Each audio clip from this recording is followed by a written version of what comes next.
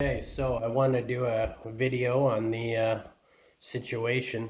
I started one yesterday, but didn't get a chance to do it.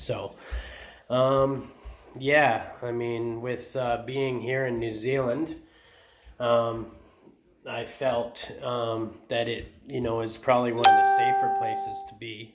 And, I felt that traveling right now is probably more dangerous than anything. Um, that being said, within the last, 48 hours, I mean, things are changing very, very rapidly. And it's one thing to feel like as if you are making the choice to stay somewhere, because we do have a house and, cars to sell, a cat that we would need to get back to Canada, et cetera, et cetera. So it's not, that easy to get home. And I felt that it was, safer here. A month or so ago, I was really, really worried about this. A month, 5 weeks ago, um, really worried about it. And, as time went on, I became, less worried about it. And as things change so rapidly, um, you know, it's different because I don't really have the choice anymore to go home or not. Trudeau said for Canadians to come home. I mean, if we decided a week ago or 2 weeks ago to come home, by the time, I mean, we have to give notice on our place. Unless we just up and leave all our furniture and leave our cars and just and out of here. I mean, 2 weeks ago we could have done that. We can't do that right now. If we decided to do that, I can't get home. I mean, there's no flights. Um, as of yesterday, I think there was some that flew through LAX. Well, I can't fly through the States. I have no choice but to fly through Vancouver. And any of those flights that went through LAX, now they're no longer good because, the border is now closed from the United States to Canada. So, I mean, yeah, I mean, so you can't just get home. I mean, you can't just hop on a plane and get home. It's like Kiwis, are told to come back now. There was Kiwis at Heathrow Airport in London yesterday on trying to get on an Air New Zealand flight back to New Zealand. But because that flight stopped in the States, they weren't allowed on there unless they had a green card for the United States.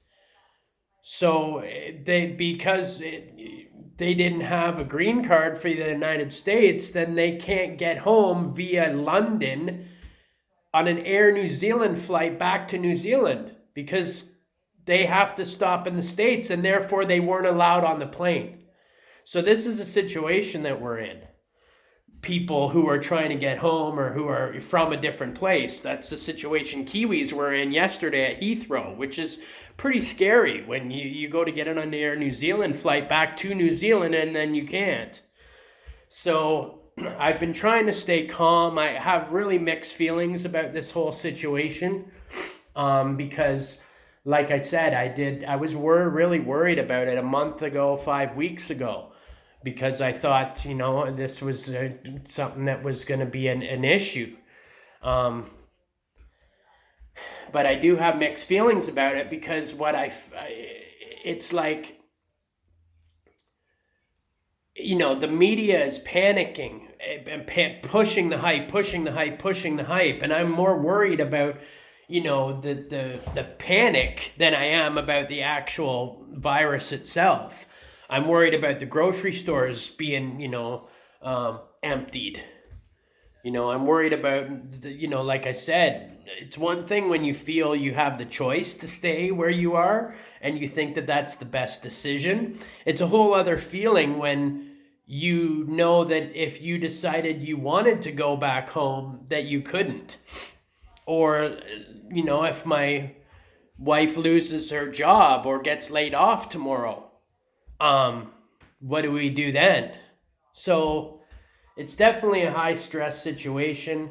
It's definitely being pushed and amped by the media, and it's causing panic. And I've been keeping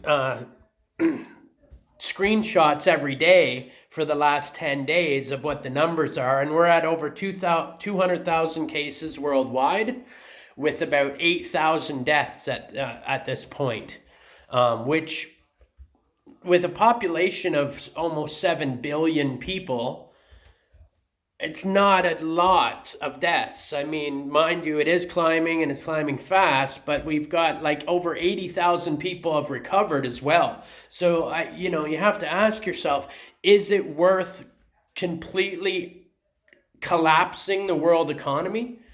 Because I mean, Wall Street's been crashing for over a week, but now it's not just Wall Street, it's now Main Street.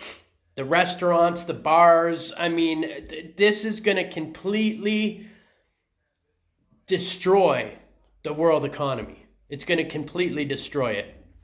So, and my worry is, like after 9/11, we have a quote new normal, which means that the freedoms that you had before that event, you don't have anymore.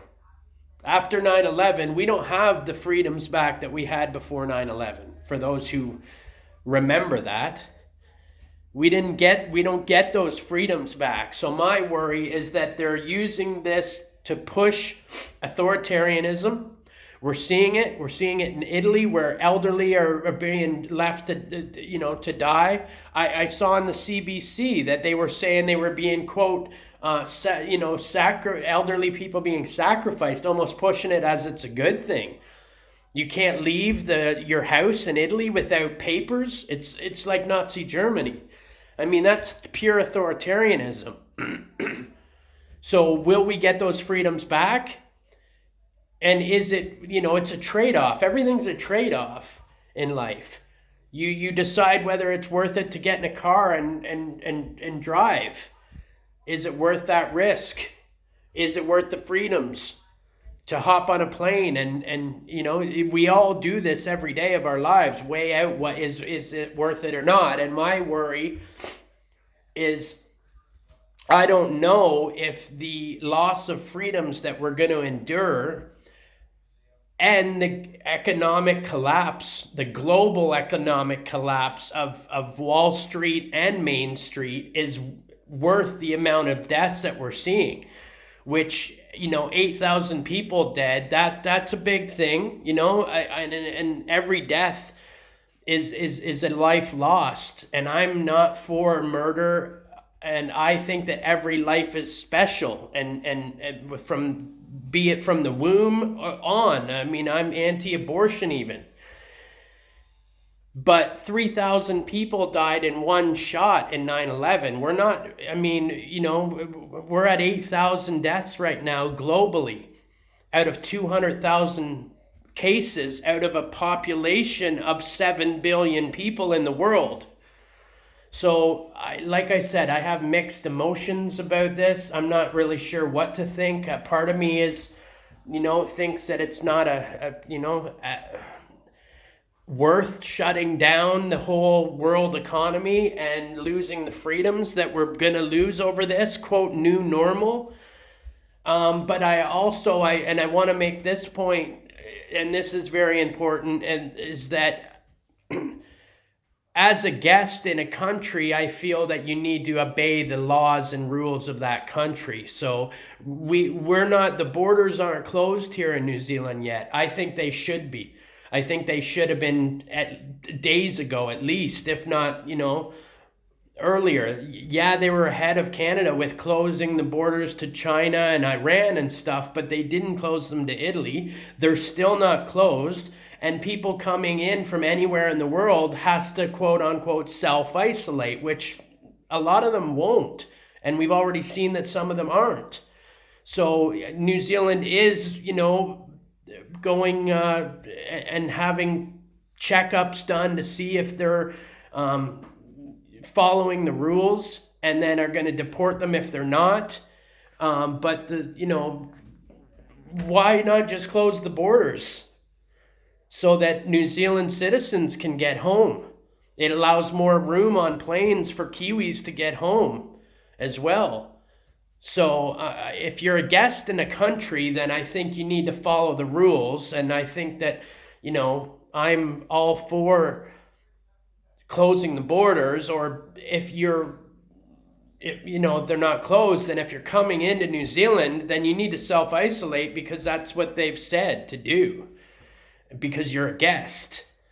And you need to follow the rules and not put people in danger in the country that is hosting you. I mean, that's my view on that. But, I mean, Canada's finally closed the borders. But it's funny how, a lot of people like myself have been talking about having the borders closed for a long time, and against illegal immigration, not legal immigration, illegal immigration. But now that it's affecting the elites, boom, the borders are closed. So yeah, the borders should be closed here in New Zealand. If people don't want to, abide by the rules, then they need to turn around. And the Prime Minister here said, you're not welcome. But instead of wasting those resources, making sure that these people are following the rules, why not just close the borders? So again, I just wanted to make a quick, it's not quick, but a video on this, kind of airing out my thoughts and, kind of where I'm at with this whole thing. But the main thing is that people, take this time to, evaluate what's important in life. And that's a thing that, I wish we were home. If I could just snap my fingers and be home, I mean, I would have done it a month or so ago. I was, more prone to go home a month or so ago. I was starting to, really worry about it. But a week ago, I wasn't that worried about it. I mean, we had a road trip last weekend. We're at Thursday here in New Zealand. It's Wednesday back home. But I mean, we went on our road trip. Everything was fine. Everything was normal. It was out in the middle of nowhere, but we went, there was a little town near us. We went to the restaurant, and things were normal, and I'm glad we did that and went away. But things have changed really rapidly, to the point that a few days ago I could have booked a flight to get home through Vancouver. Now, mind you, that flight would have ended up being canceled. So I'm really, I kind of have different opposing kind of views on this. So I'm kind of, not really sure what to think about this or how to feel. But I do wish that we were home, in the sense that, I miss our family.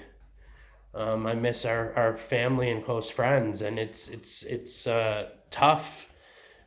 Being away from home and being away from those that you love for a long period of time, as is, let alone when something like this is going on. It adds, to the stress. And I haven't really been sleeping well lately, the last, week. And I do really miss home. And if I could just snap my fingers and be home, I mean, I would do it in New York second. But I feel like traveling back home right now is probably the worst and most dangerous thing that I could do. Not to mention, now I can't. So there's no choice involved anymore, which does make that even more difficult. I mean, when you're, making that choice for yourself, then that's one thing. But when you no longer have that choice, then that adds to a feeling of helplessness and stress as well. So I'm just praying that, it starts to blow over. I'm praying that over the next few weeks that it doesn't get too bad, and that as the weather gets nicer in Canada and it gets warmer, that it starts to go down. Traditionally, that's what you see with, flus and coronaviruses, etc. So I'm hoping that happens. That's what happened with the Spanish flu, is that it went away for a bit and then boom, came back even heavier. But even if that happens, that allows us time to get back. We have tickets that, we have to use by July. So my prayer is that, by May or June that we can come back to Canada at that time. Our lease is, good up until the end of May. So my prayer is that by the end of May, things have calmed down enough that we can get our cat back and we can get back. And between now and then, that things don't get too crazy to the point that, Crystal loses her job, or we don't have an income, or, that grocery stores are empty, and, that things get even crazier than they have. It's hard to imagine things getting crazier than they are right now, but I mean, in the last few days, they've gotten really crazy. Now, there's a lot of that media hype. Sure. I asked myself, if we tracked every single case of food poisoning throughout the world, would it be scary? I mean, how many cases of food poisoning do people get throughout the whole world and die from? I mean, some. So, and would those numbers be scary if we saw that, in the world in 3 months, 7 million people got food poisoning, and,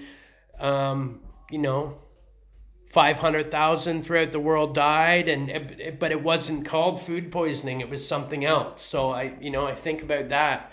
I think about, if we didn't have the news and wasn't watching TV, would I know anything's different? And on the weekend when we went for our road trip, absolutely not. I wouldn't even have known that it was a thing. That's why I'm glad that we went, because it was nice to get away from it, and to go on a road trip and spend time together and be out in the nature. And we were not off the grid like electricity wise, but off the grid internet wise. When we were there at the place, we barely had internet. There was no TV. We were listening to talk radio. I called into a talk radio show, which was cool, but you wouldn't have known. So, yeah, those are my views on it.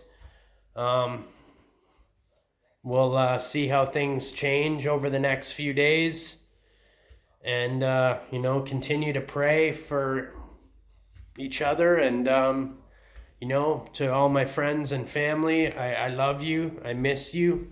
To those that are here and to those that are not, which, my friend Paulie, it would have been his 42nd birthday yesterday. And he took his own life in 2013. So, when these things are happening, you think about how important things are and how important people are. And, we do miss friends and family. Being here at the, completely other side of the world. But so far, I did feel pretty good about being here. This time last week, we only had 5 cases in New Zealand, and there was no community spread. There's still, quote, no proof of community spread. But we only had 5 cases this time last week, and we'd had those 5 cases for like 5 days. So at that time, I was feeling really good about it here. I was feeling like this was, the place to be. But, we went from 5 to 8 to 11 to 20. And I'm sure there'll be more today. There'll be more new cases today that they announce. And I'm sure some new measures. And hopefully the closure of the border, other than to Kiwis. which again, like I said, frees up airplane space because there's not a lot of flights coming in anyway. So, I mean, the flights that are coming in need to be for Kiwis trying to get home, not for people who are going to come here and be told to self-isolate and then not, or else come here and have to sit in God knows where for 2 weeks, a hotel or whatever.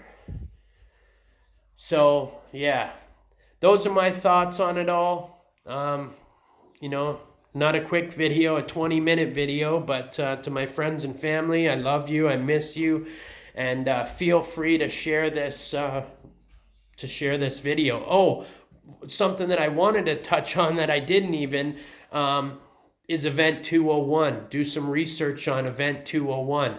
Maybe I'll do another video later or tomorrow and dedicate it to that, which is another reason why I'm mixed feelings about this. So research Event 201, and is it just coincidence that they happen to, predict this thing almost to the T 6 months ago about what's happening identically in the real world right now? Is it coincidence or is it planned? Like what happened on 9/11 with the drill that was going on that ran right alongside it, like the 7/7 bombings. I don't know. So stay safe and see ya.